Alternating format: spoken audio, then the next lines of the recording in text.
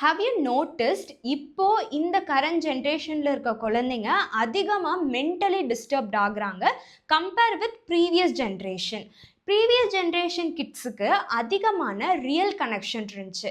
Like family கூட time spend பண்ணுறது, outdoor games and ஒரு பீப்புளை பார்த்தாங்கன்னா ஃபேஸ் டு ஃபேஸ் பேசுகிறதுக்கான டைம் இருந்துச்சு. ஆனால் இந்த கரண்ட் ஜென்ரேஷனில் எல்லாமே டிஜிட்டல் கனெக்ஷன் தான். ஆனால் இங்கே எமோஷ்னல் கனெக்ஷன் கேட்டால் இல்லை.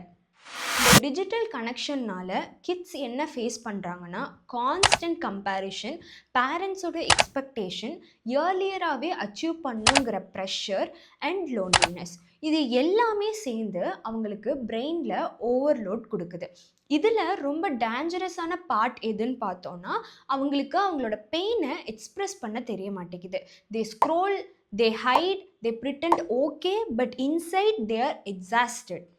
உங்கள் குழந்தைங்க ரொம்ப டயர்டாகவோ இல்லை இரிட்டேட்டடாகவோ இருந்தாங்கன்னா ஏன் உன் லைஃப்பை ஸ்பாயில் பண்ணிக்கிற, ஏன் லேசியாக இருக்கேன்னு சொல்கிறத விட்டுட்டு அவங்க மென்டலி டயர்டாக இருக்காங்கங்கிறத புரிஞ்சுக்கோங்க.